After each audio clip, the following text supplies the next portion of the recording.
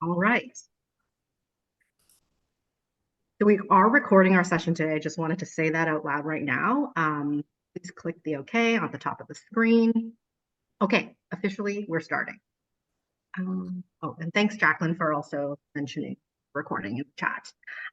So hello and welcome to our final session of this season's Creative Champions Network series. Today, our topic of discussion is on arts advocacy and government relations. And this is something that we are all juggling with on the side of our desks, and we really know this, and this is why we have this session here today to help you with this work at your own organization. We have a large crowd with us today, and I'm sure people will continue to join, but anyone who isn't able to attend, and for those who are here, this is a recorded session, and you'll be able to access this as a resource following the session as well. I will share the link via email. We have, as I mentioned, we have a large crowd coming from all across Ontario. I think the furthest away is Thunder Bay, and we do have one participant coming from Michigan, so the state. So that's really, really wonderful and really great. I think it might be our first US participant. So that's great. I'm just double checking that we're getting in. Okay, great. I'm very excited to welcome our amazing guest speaker, Kate Cornell, who will guide us in activating and engaging in strategic government relations as a way to secure additional funding and to also build your organization's brand to a new group of stakeholders. Board members, we see this as a session for board members because they can play a key role in advancing this cause. So let's come together and learn more about how we can make real change in the sector together through advocacy and government relations. Now, during the session, just a couple housekeeping items. During the session, we ask that you have your cameras off, which everyone I believe has, which is great, thank you, and to remain muted as well. Kate will be sharing a presentation, which will be available to everyone following the presentation. We ask, maybe just for your own viewing pleasure, is to turn on the hide non-video participant function so that you can see the presenters and also the presentation, as well as the ASL interpreters. Please pin them if that also allows for you to have more ease of access to this presentation. Further, in the presentation, we will be sharing a link to a Jamboard for a group activity. And so I will include that link once we get there in the chat so it doesn't get lost right now. You are welcome to ask questions throughout the session.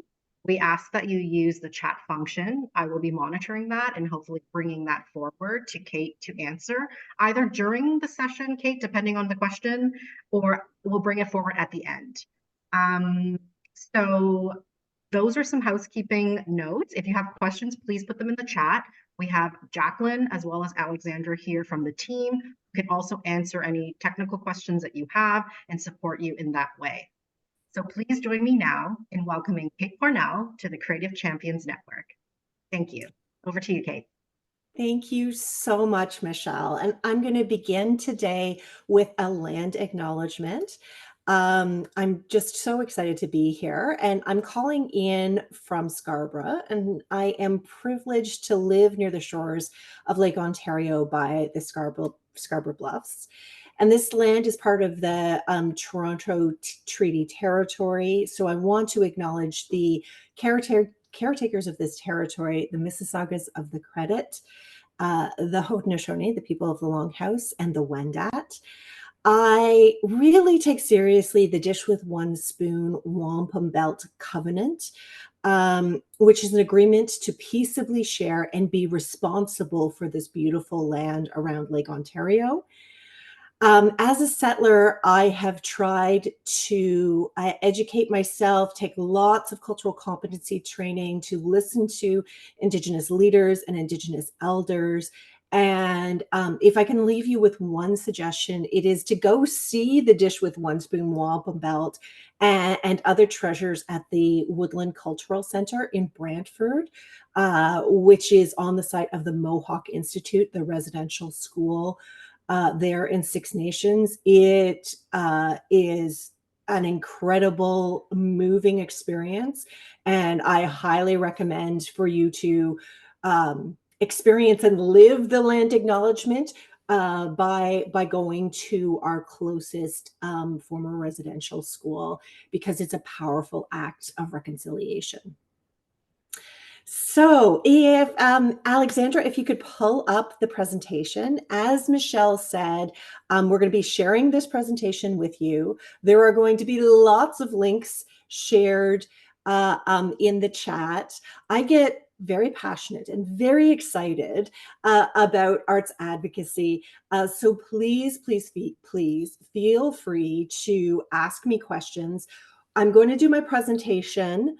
There are going to be action items, and there's going to be a pause for questions as we move into the Jamboard.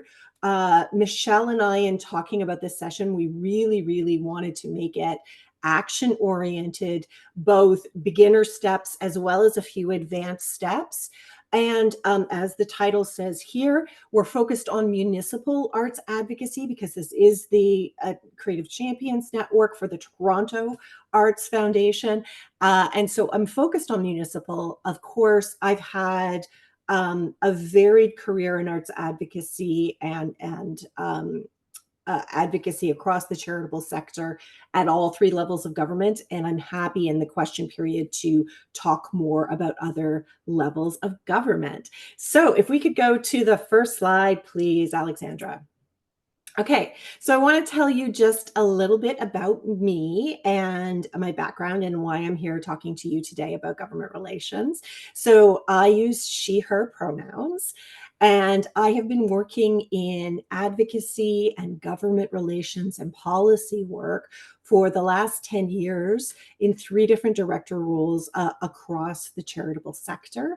I also have a PhD in communications and culture, and both my master's thesis and my PhD dissertation were focused on funding and federal funding of the arts in particular and cultural policy. So you'll see here some of my current clients and some of the organizations that I've worked for. Many of you will know me for the work that I did with the Canadian Arts Coalition as co-chair for 6 years, working closely with 3 different ministers of Canadian heritage. I was also, that was when I was doing advocacy off the side of my desk, and I was also executive director of the Canadian Dance Assembly.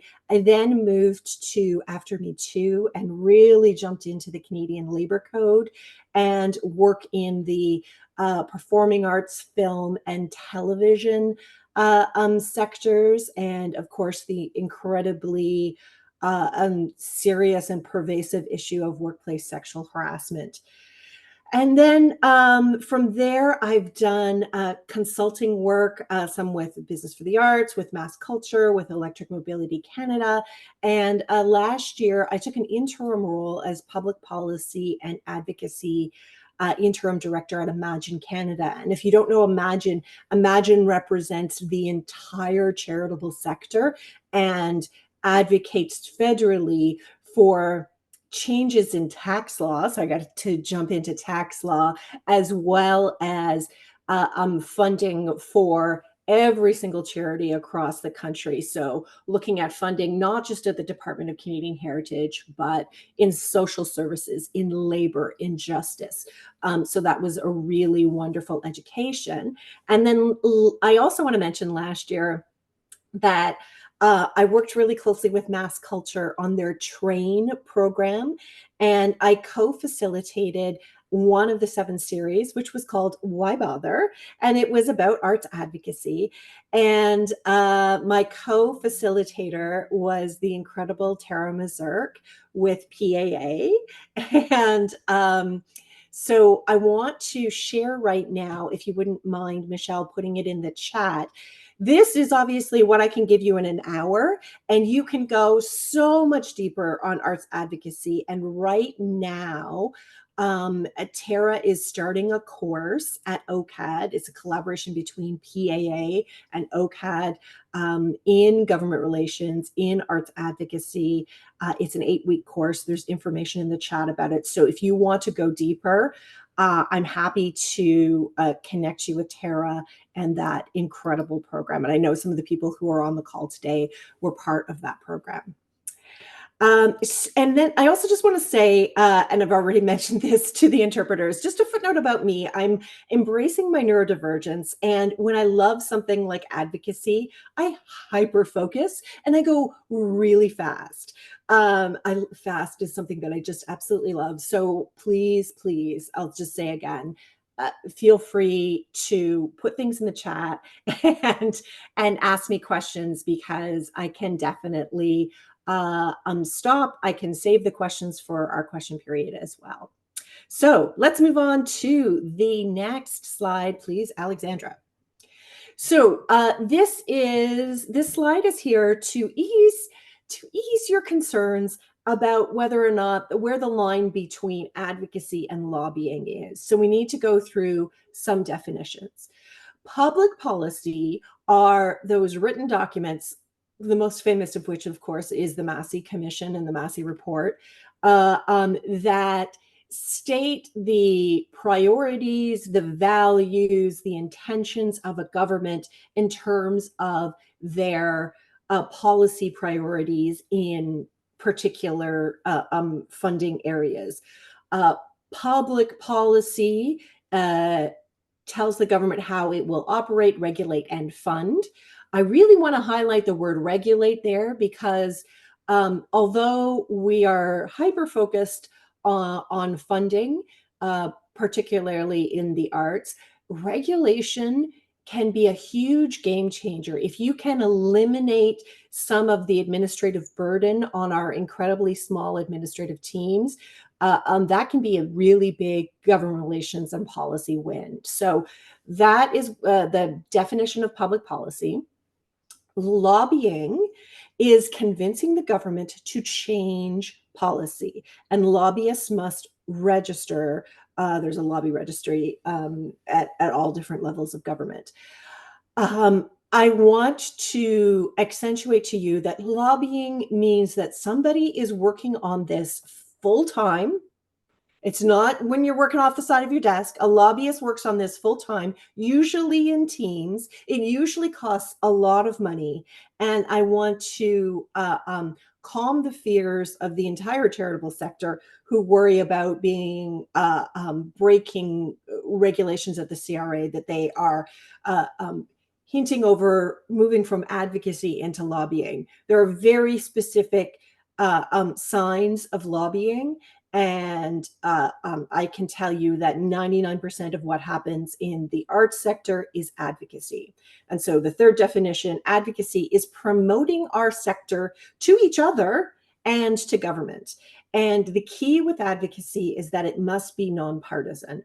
And so that means that you are going to talk to the Conservative Party, you're going to talk to the Liberal Party, you're going to talk to the NDP, you're going to talk to the Green Party, and you're going to spend time talking to each of those perspectives. Lobbyists tend to go to the Liberal Party convention and buy a table and are really interested in who is going to be nominated in a particular riding. It's much more specific. Lobbyists also work very closely with the government in power to change investments, to get more investments in certain areas, and to work on regulations as well.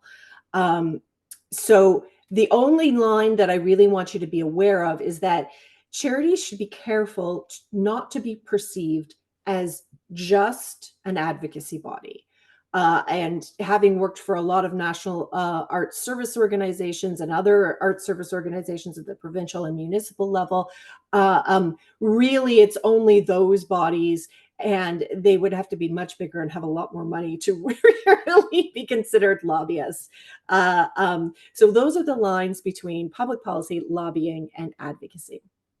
Okay, now I want to move forward, Alexandra, to the most important screen The most important slide, if this is the only slide you remember from today, please let it be this one. So advocacy, the elephant in the room is that advocacy takes time. And if you look underneath the elephant, it's time that your executive director doesn't really have.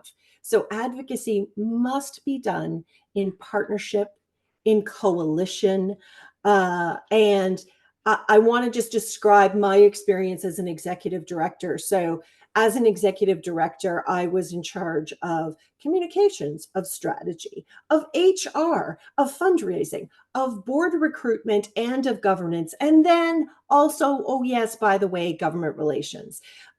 So your executive director can absolutely do government relations off the side of their desk, but it is always much better done in coalition and in partnership. So for the board members on the call today, I really want you to take these action items that we're going to discuss as a way to help your executive director in the government relations that they do, and using your network as a springboard to coalitions, that it doesn't have to be solely the executive director's responsibility to build coalitions, that is something that can be done in partnership with board members.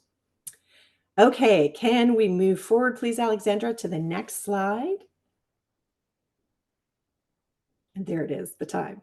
So Why Bother was the title of the training that I did with Tara with Mass Culture last year. And I have had this conversation over and over and over again over the last 10 years. I don't have time, Kate. Why would I bother to do government relations? Politicians are gross. I don't want to talk to politicians. Why would I bother to do this? And so my two reasons for doing advocacy are regulatory changes that make your life easier as an administrator, and the opportunity for more funding, particularly on a scale that you haven't seen before. Having run an arts organization with a budget of about $300,000, it was every year, scrambling to get just another 5,000, to get just a little bit more here and there, and to see a significant investment in the funders, in the programs where we were clients, was a game changer. And so that is why I want you to see the value of arts advocacy, because it can take your sector and hopefully your organization to the next level. And the regulatory changes are easier to advocate for because it's not usually involving a lot of money, and really speaks to your articulate ability to communicate with policymakers and with politicians.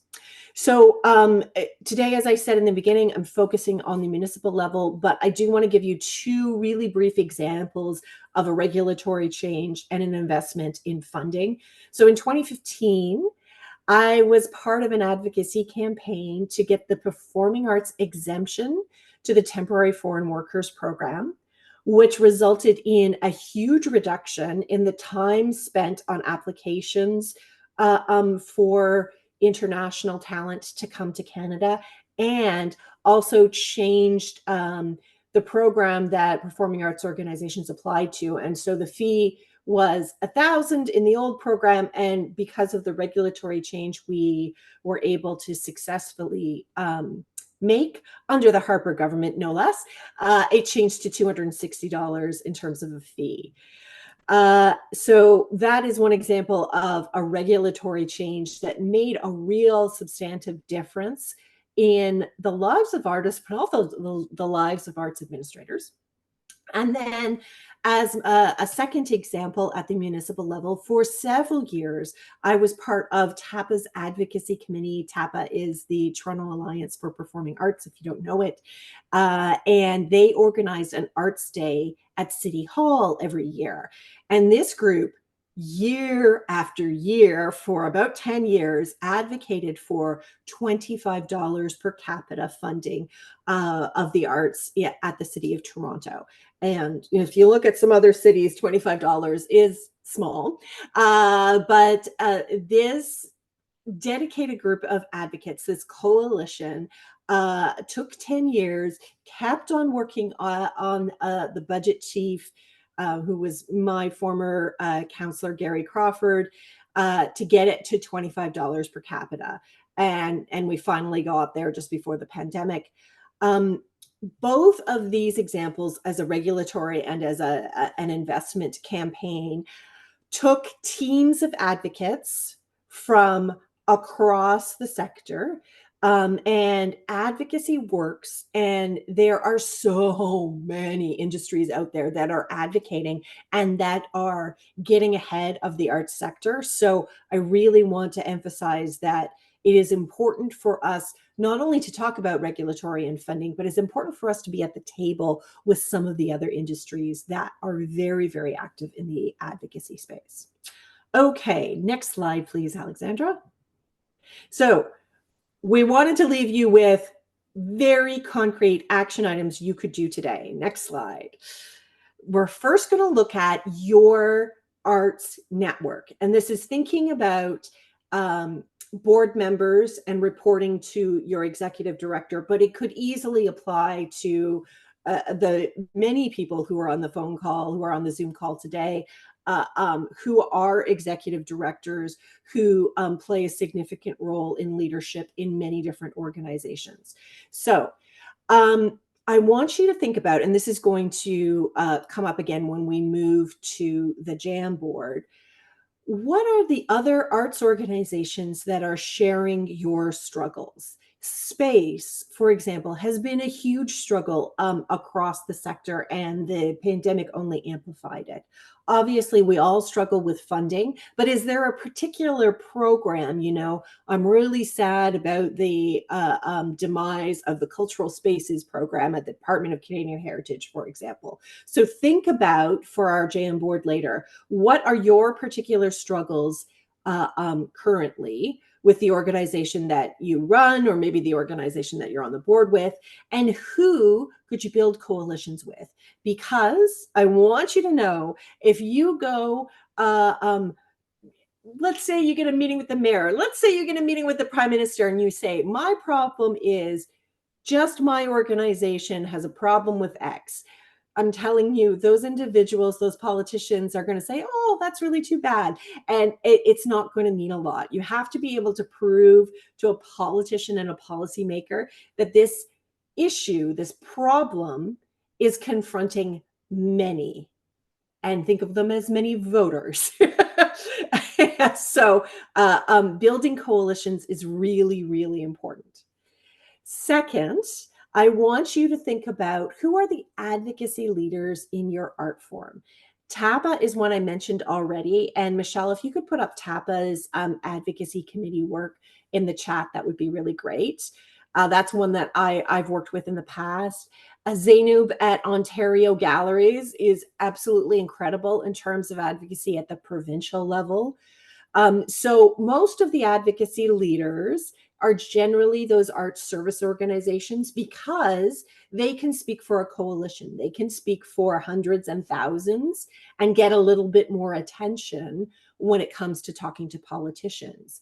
But I want you to think about your network in that way of who is already doing this work, because we don't need to reinvent the wheel, and who could we collaborate with and support in their advocacy work.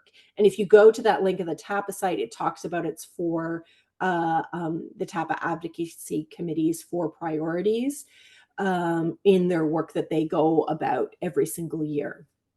So please, please, please join advocacy committees. And then so those are like beginner steps. Keep those in mind. We're going to reactivate them when we go to the JAM board. Here's a little bit more advanced step.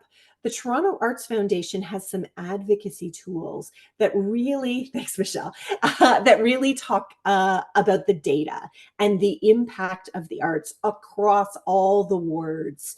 in the city of Toronto. So if I was to have a meeting with my counselor currently, I'm in Ward 20, and my counselor's name is Parthy Candevel.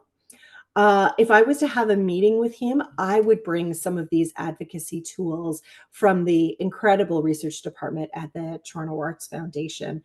There is a wealth of information there about the impact on youth, the impact on seniors, the impact on communities in general.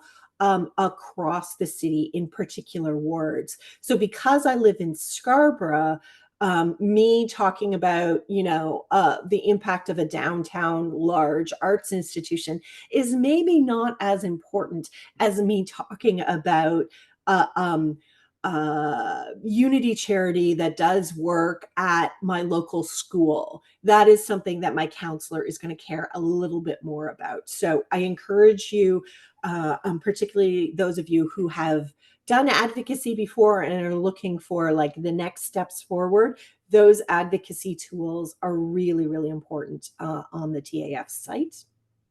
So let's move forward to the next slide. Okay, so if you think about this as a Venn diagram, first we've got our arts network, and now we're looking at our personal political network.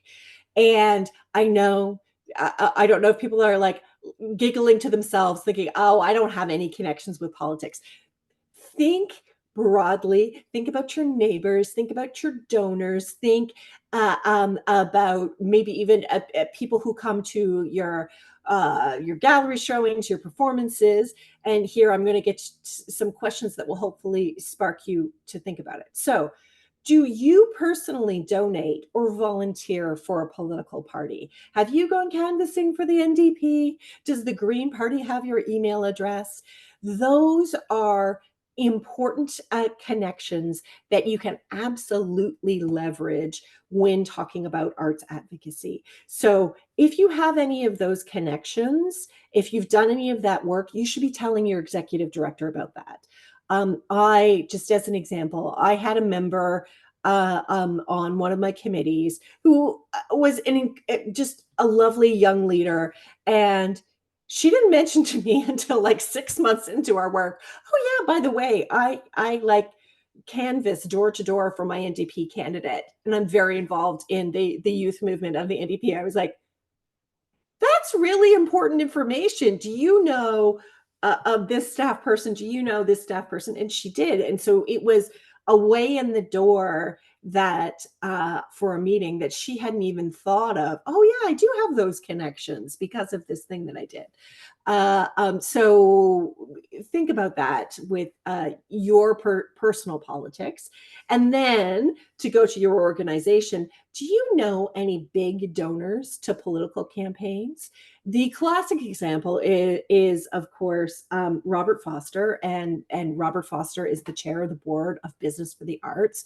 And he has been known to, and this information is available, to donate to political campaigns and to political parties. And those big donors, if those big donors are donating to your organization as well as to a political party, they are an incredible resource that I don't see being used very often throughout the sector, that your donors can help. So not just your executive director, not just your board members, but your donors can help with this government relation work. Obviously, it takes a certain kind of donor who is dedicated to this kind of work, who is willing to speak up on behalf of the organization and the sector writ large to politics, and to politicians. But think about those big donors and the crossover again of who donates to the arts and who also donates to political parties. That is a really interesting cross section of humans. And so that's big political network. Now let's go down to the smallest. So if you answered no to question 1 and question 2, I want you to do question 3. Actionable item today. Are you on LinkedIn? Are you on Instagram? Do you follow politicians? Do you follow your local counselor? Do you follow Mayor Olivia Chow? And Michelle's going to put up Mayor Olivia Chow's Instagram. I can't tell you how many times I have had a meeting go, it was going along, it was kind of predictable. And then I said, "Oh, I saw on your Instagram that you were talking to kids at my local school about a local Toronto author." And the way that that politician will light up, that you're not just there to ask them for something, that you actually care about issues that they care about, and that you dared to take the time to get to know them and get to know what they're talking about on social media. It has made my meetings so many times, I've lost count. It is an absolutely, in my mind, essential part of government relations. It used to be Twitter. Thank goodness it's not Twitter anymore. It's now more Instagram, a little bit LinkedIn. But Mayor Olivia Chow has a very good social media game on Instagram, and less than 10,000 people follow her. If you're going to be in an event with a Mayor Chow, you need to know what she posted in the last 48 hours. So I would highly encourage you to follow your local counselor, your MPP, your MP. I have a little bias. I follow all the female MPs, regardless of party, at the federal level, just to see what they're talking about, just to see what they are focused on as a group. And I just think it is the absolute key to a good meeting. So we've done your arts network. We've done your political network. Now let's move forward to the next slide. And we're going to go to those action items. So I've already mentioned a few action items, like following people on social media, getting some lists. I hope that you're like writing things down for your executive director, if you're a board member, of things that you can share with them, possible connections that might be helpful. But here are your very simple beginner steps to get into arts advocacy. Number one, all politics is local. It is absolutely a local game. You need to know who your counselor is. Don't worry if you don't. No judgment whatsoever. So you need to figure out which ward you live in. I live in Ward 20, as I said. And Michelle has just put up, look up your counselor, so you can look it up right now. And then step number two, oh, this is 111.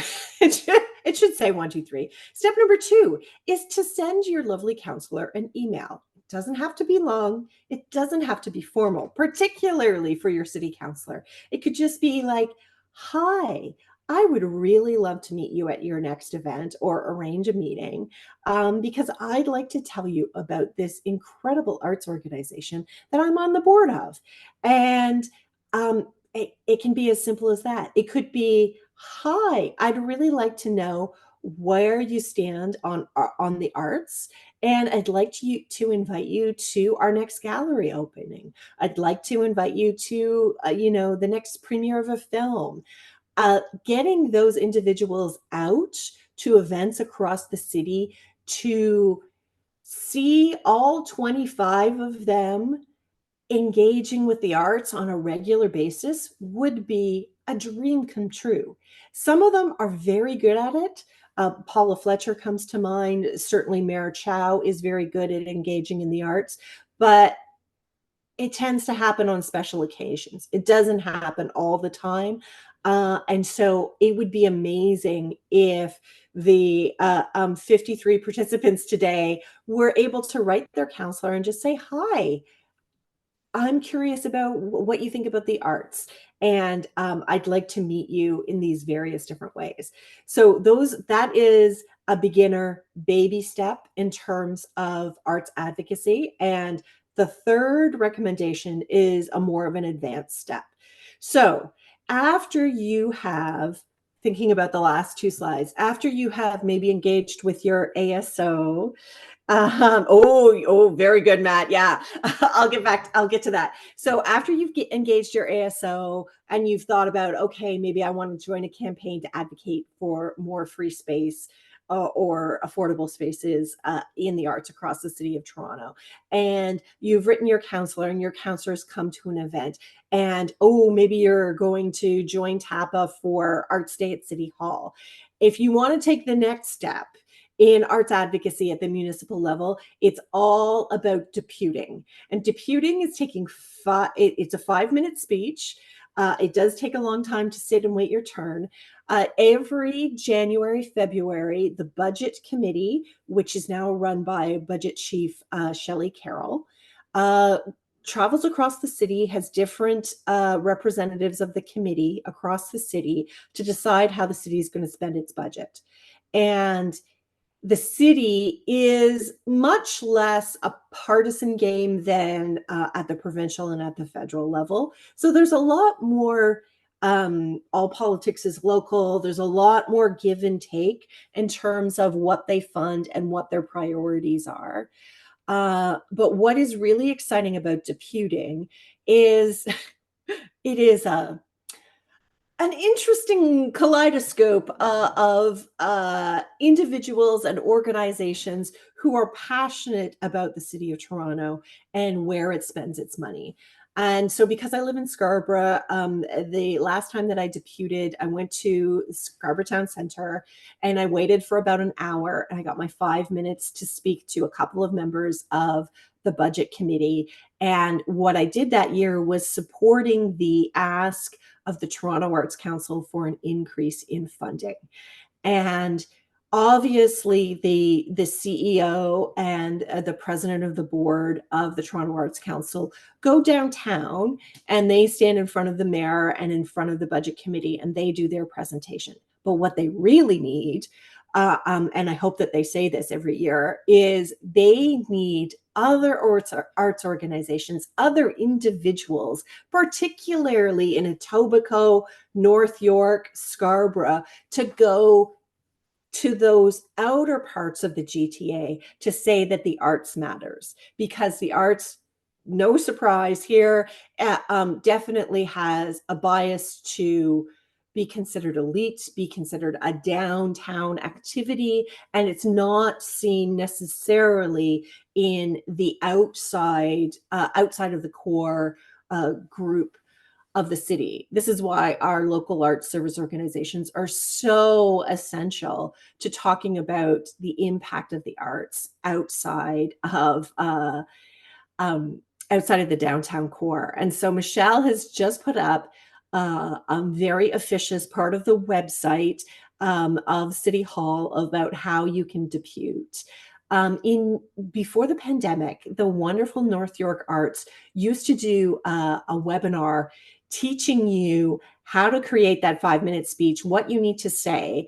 And I really hope that an arts service organization might take that on again, about educating our sector that it is your right as a citizen to come up and stand up there for 5 minutes and say what the Toronto Arts Council is saying, or say what the local arts service organizations are saying, or repeat what TAPA is saying. Many times it is the reinforcement of the same ask seen in many, many different places. I have lots of lists of campaigns that I've done about saying the same thing across the country in every riding, repeating it, hitting them over the head again and again with the same ask, so that they understand, hey, there are thousands of voters who care about this. I should probably care about this because I want those people to vote for me. I want this coalition to vote for me. And I'm really curious about this campaign, about this ask. So for the advanced members of this webinar, I really encourage you to consider deputing outside of the downtown core, and doing that in collaboration with the Toronto Arts Council in particular. So can we jump forward to the next slide? Oh, okay. So we're going to go to questions. I just want to highlight what Matt has said about cross-referencing your postal codes, your patron postal codes to city wards. That is brilliant.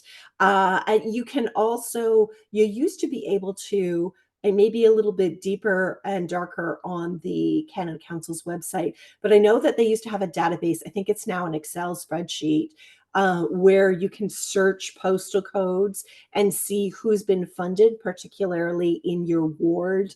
And really, another very positive piece of information that you can share with a counselor, with an MPP and an MP is these are the number of arts organizations that are being funded in your ward or riding.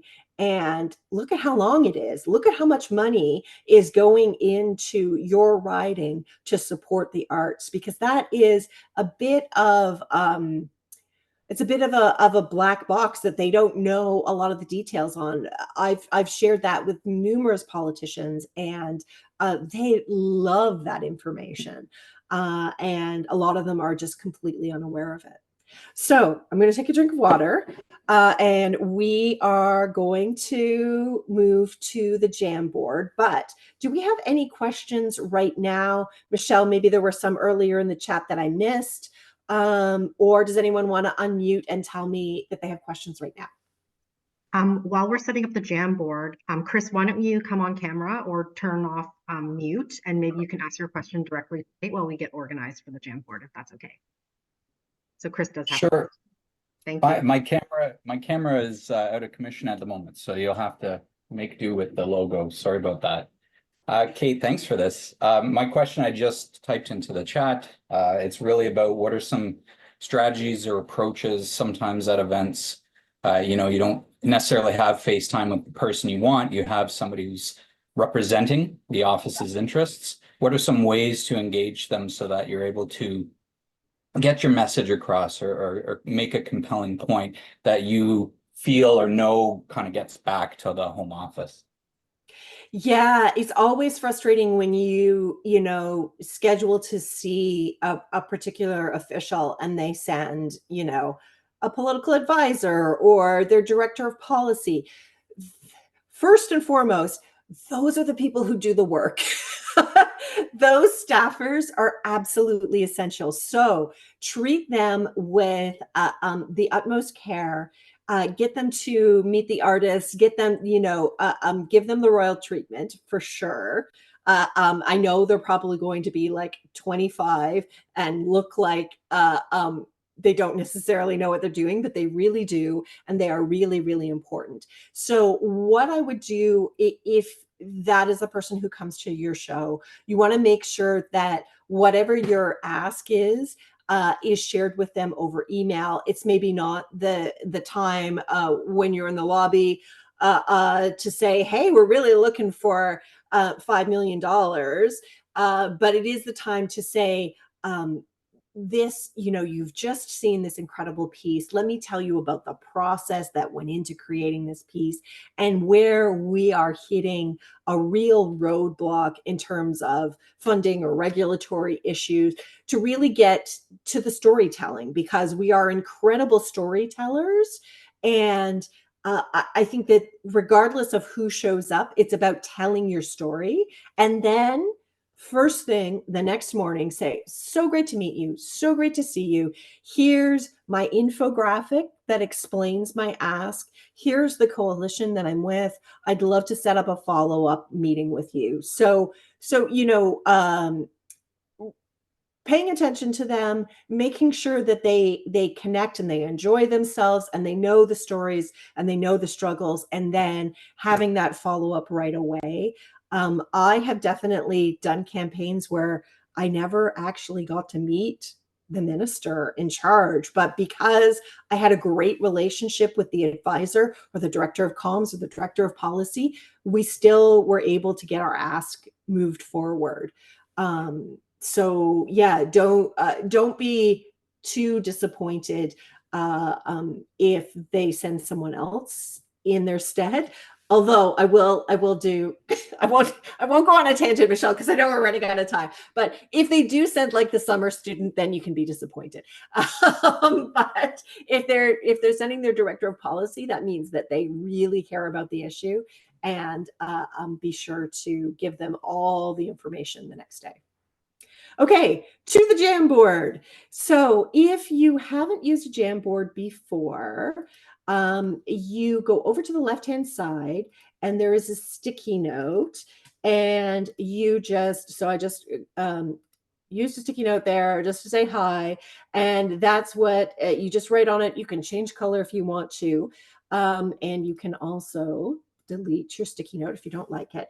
So I want to know, thinking about a couple of slides ago, what is keeping you up at night? What are the challenges that you're facing? And we're going to give you about a minute to just throw up some ideas here, because I want to talk about coalitions and I want to talk about jurisdiction. So start pulling up the sticky notes and tell me, what are your challenges? What's keeping you up at night?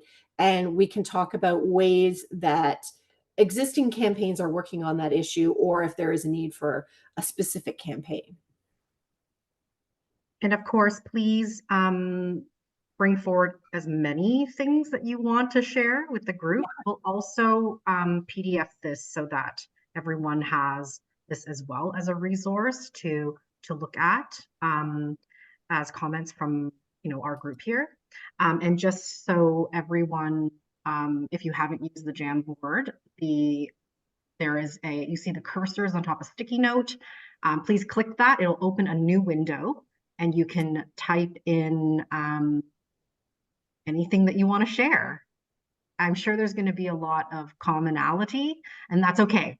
Just put in the things that Kate has asked for, what keeps you up at night and what are your challenges, and then we'll take a look at that and have a quick discussion about that as well. Let us know if you have any technical difficulty. Great. Okay.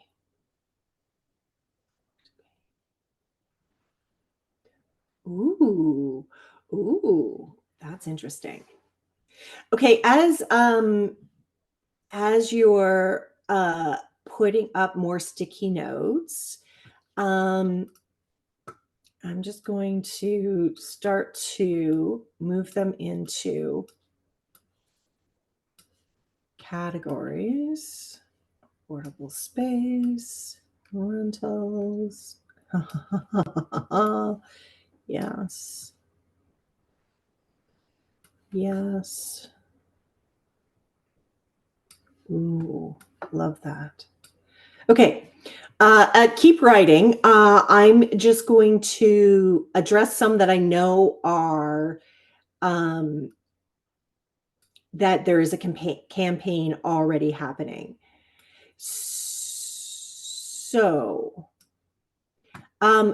just because I worked at Imagine Canada, I know that over here on the right-hand side, the not enough funding, lack of operational funding, multi-year support to encourage stability. This is just a significant problem that has existed across the board, provincially, federally, municipally, and Imagine Canada has a working group and a campaign to not ask for more money at the federal level, but to say, let's take money out of project and move it over more to operational. They have a ton of data from the Foundations for Black Communities, a few other research work that they've done with StatsCan that supports the lack of operational funding is in particular affecting racialized Black and Indigenous women, because the majority of the charitable sector is, I think it's about 77%. People, workers in the sector are Black, Indigenous, and racialized women in particular. So the funding issue, that is a huge campaign. I would absolutely encourage you to consider joining the Imagine Canada working group on that one. affordable space. I would love to see an affordable space coalition happen in the city of Toronto. And I'd love to see this happen because there is actually, and somebody can write the name because I'm totally blanking on her name. She used to be at the Toronto Arts Council and now she works for the city of Toronto, particularly on space. I think that there is an opening to talk to Mayor Chow and to various councillors about the need for space and affordable / free space across the city. So all of these affordable space issues are really, really thanks, Adam. You're not going to forget about the baby elephant. Are really, really important to demonstrate that this is affecting not because the music lobby has been incredibly successful to talk about space. I'd love to see galleries join this. I'd love to see TIFF and film festivals talk about space. So I think that there are ways for us to make coalitions to work better together around the issue of space. Okay, paying staff and actors. Yeah, Michelle, you want me to stop? Just 1 second. Adam Yeah. wanted you to repeat a statistic. I think you were Yes. speaking about Imagine Canada, Mhm. about funding, I believe. But Adam, if you want to come off mute and clarify your question, do that. Sorry, it was the statistic about the 70% of workers in the space being racial, as women in particular. Is that all employees, arts and culture organizations? I tuned out for the first half, and then I was like, No, I should know totally that. fine. I'm just trying to, there it is. Can I get there? All right.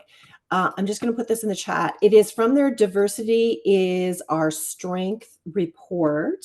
And it was, sorry if I misspoke, it was for the entire charitable sector. So think about your YWCAs, think about your women's shelters, your volunteer run church groups. The majority of the workers in the charitable sector writ large are racialized Black and Indigenous women. I'm giving you broad strokes. You can look into this report, and this report is based off the satellite account at Stats Canada, and so you can go much deeper into this report. But I think just based on personal experience in the arts sector, I definitely think that women make up the majority of the workforce. I'm not quite sure of the levels of racialized workers in the arts sector. It's certainly growing, but I would want to dig deeper into that Stats Canada information, particularly for the arts subsector. So that is available for you to have fun. Okay, I know that we only have 4 minutes left. I'd love to talk about paying staff actors a living wage, but I also wanted to leave more time for questions. There's lots of potential coalitions that could be built here, ways of working together.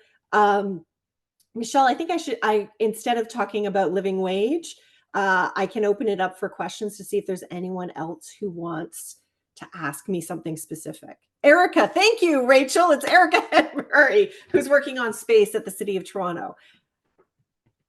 Are there any questions for Kate? You can come on screen or you can type in the chat. And what we can do is, while people are thinking about their questions, is we'll leave this Jamboard open for a little while longer.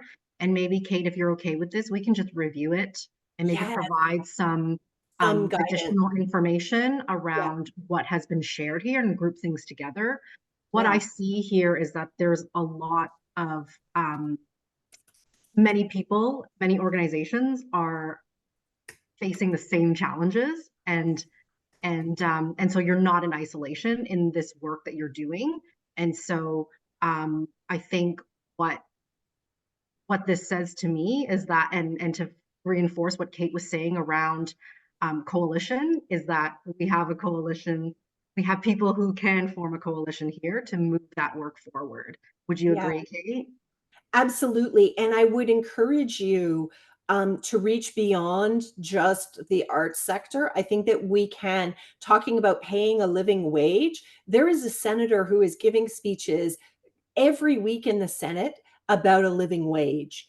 And I think that there are many different allies across the charitable sector that we in the arts really need to look at and connect with. For the space issue, many of you will know Kendra Fry. She is now with the Trinity Centers Foundation, and they are converting church spaces primarily into community centers, community hubs, and arts centers. That is another really important advocacy group. So yeah, I'm excited to dig into this Jamboard. Holy cow. We could have done the entire session on the Jamboard, Michelle.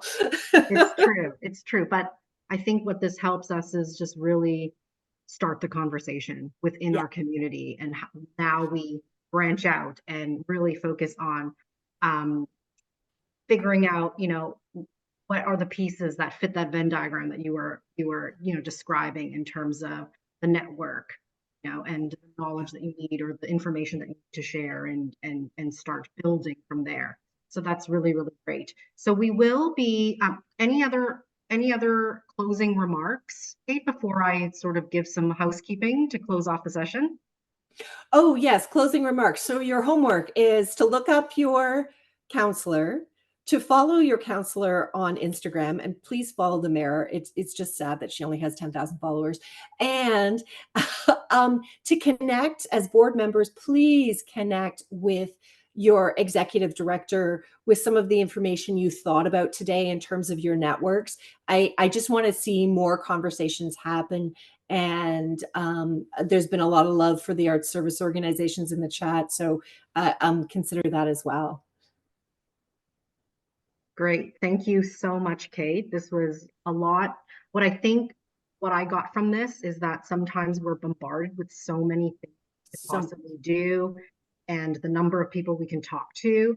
And I think we just need to bring it back down to the ground level and start there and build that momentum within the organization, with the board, and really push forward in that way. And I think the partnerships and the coalition is something that I think a lot of people and organizations are still struggling with, but I think this is, you've given that impetus to really think about the community as we move forward in working together to do that, which is exactly one of the big values that we're trying to push at the Creative Champions Network. So that's great.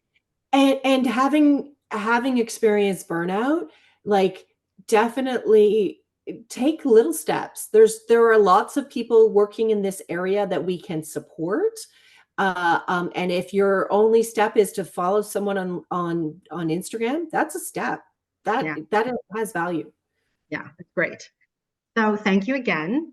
And just a reminder that this session is recorded, and it will be available for everyone as a resource to refer back to. And it will be shared with you following this event, along with some other resources that we've put together for you to continue this work at your own organizations. In addition to today's resources, our website, torontoartsfoundation.org/CCN, will also provide you with all the resources that we've provided in our previous sessions, including the 2 case studies that we made available this year to everyone who needs support in their governance work. I also want to let everybody know that the Creative Champions Network speaker series and sessions will continue next year.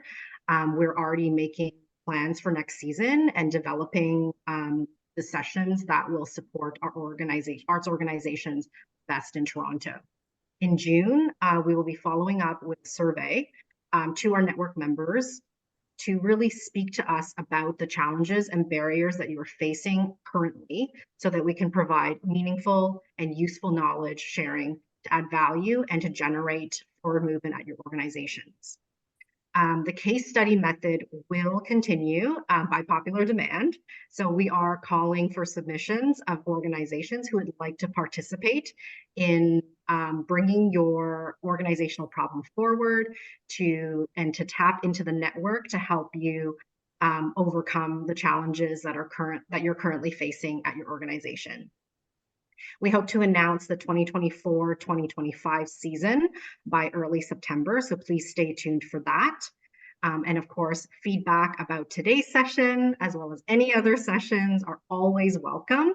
And I'm more than happy to have many, many conversations with all of you about good governance. So please feel free to email me at any time. I'm always here to support you and your organization.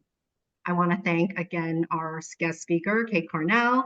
You are amazing, and it's so fun to spend an hour with you. And also to our ASL interpreters, Alex and Dean, for supporting our session today. Thank you to the Foundation team for your coordination of the event. And thank you all, our network members, for your ongoing commitment to learning and sharing and supporting your arts organizations in their mission-driven work. Being here today means a lot to me, and it also means a lot to your organization. So thank you. I hope you enjoy the rest of your day, and we will be in touch, and we'll see you next season. Thank you so much.